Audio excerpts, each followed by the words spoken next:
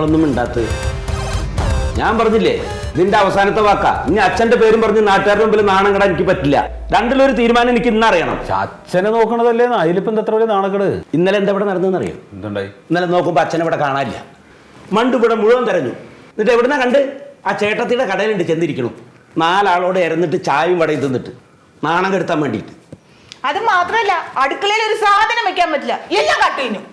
എന്റെ എഴുത്തമ്മേ, വയസ്സായ ആളല്ലേ, ആവശ്യമുള്ള സാധനങ്ങൾ വല്ലതും ചോദിക്കുമ്പോൾ അതാണ് കൊടുത്തു കഴിഞ്ഞിട്ടുണ്ടെങ്കിൽ നീ കട്ട് തിന്നാൻ വരുമോ? അപ്പം എന്താ നീ പറഞ്ഞ ഒന്നും കൊടുക്കില്ലെന്നോ? ഈ പ്രായത്തിൽ ഇപ്പം എന്താടാ വേണ്ടത്? കുറച്ച് പൊടിയരി കഞ്ഞിയും അച്ചാറും അത് കൊടുക്കുന്നുണ്ട്. 30 വയസ്സുകാരൻ്റെ പോലെ 3 നേരം ബിരിയാണി വേണമെന്ന് പറഞ്ഞാൽ എന്നാൽ എന്നെങ്കിലും ഒരു ദിവസം ആഗ്രഹം വെച്ചിട്ട് മേടിച്ചു കൊടുത്താലോ? 1 2 വീടിന്റെ അകത്ത് കഴിയും. അതൊക്കെ നമ്മൾ കോരി കളയണ്ടേ? അതെ അതെ, ഒന്ന് നിർത്തുമോ നിങ്ങൾ? അച്ഛനെ പേരിൽ ഇങ്ങനെ ഇട്ട് പിച്ചക്കണക്ക് പറയുന്നത് എനിക്ക് കേട്ടോണ്ടിരിക്കാൻ പറ്റില്ല. നിങ്ങൾ ആരും വിഷമിക്കണ്ട, അച്ഛനെ ഞാൻ നോക്കും. കൊണ്ടുപോകും. എനിക്ക് ഇച്ചിരി സമയം തരണം. എത്ര സമയമാണ് നിനക്ക്? എനിക്കൊരു 5-6 വർഷത്തെ സമയം തന്ന അച്ഛനെ ഞാൻ കൊണ്ടുപോയിക്കോ. എത്ര വർഷത്തെ? 5-6 വർഷത്തെ സമയം എനിക്ക് വേണം. എൻ്റെ ബിസിനസ് ഒന്ന് വച്ച പിടിക്കണം. വച്ച പിടിച്ച് കഴിഞ്ഞാൽ ഞാൻ അച്ഛനെ കൊണ്ട് അന്തസ്സായിട്ട് നോക്കും. നിങ്ങൾ ആരും ഈ വിഷമം ഈ പറച്ചിലൊന്നും കേൾക്കേണ്ടി വരില്ല. അല്ല, ടൗണിൽ 1 2 ഫ്ലാറ്റും പിന്നെ 3-4 കാറും 4 മുറി കടമുറിയും ഇതൊക്കെ ഉള്ള ആള് ഇനി ഇനി ഇനി എങ്ങനെ പച്ച പിടിക്കണം എന്ന് ഈ പറയുന്നത്? ഏട്ടാ, അത് ഈ നമ്മുടെ ഫ്ലാറ്റിൽ അച്ഛനെ ലിഫ്റ്റ് കയറാൻ പേടിയാണ്, പിന്നെ സ്റ്റെപ്പ് കയറാൻ പറ്റില്ല. അപ്പൊ പിന്നെ അവിടെ അച്ഛനെ കൊണ്ടുപോകാൻ പറ്റുമോ? അച്ഛന് പാകത്തിനുള്ളൊരു വീട് വേണ്ടേ? അതെ, അങ്ങനെ ഒരു വീട് വെച്ചിട്ട് അച്ഛനെ ഞാൻ അങ്ങോട്ട് കൊണ്ടുപോകും. അതിന് വീട് വെക്കണമെങ്കിൽ തന്നെ 6 വർഷമൊന്നും വേണ്ടല്ലോ, 3 മാസം പോരെ? എന്റെ അച്ഛനെ കൊണ്ട് ഇരുത്താനുള്ള വീടാണ്. അതിന് കാഞ്ഞ കൂഞ്ഞ വീടൊന്നും വെച്ചിട്ട് അവിടെ കയറ്റി ഞാൻ ഇരുത്തൂല അച്ഛനെ. നല്ല ഒരു ഗംഭീര ഒരു കൊട്ടാരം അവിടെ വെച്ച് അച്ഛനെ അവിടെ രാജാവായിട്ട് ഇരുത്തും. 6 വർഷം പണിതിട്ട് ഒരു വലിയ വീട്. ഞാൻ വീട് വെക്കുന്ന കാര്യം അവിടെ നിൽക്കട്ടെ.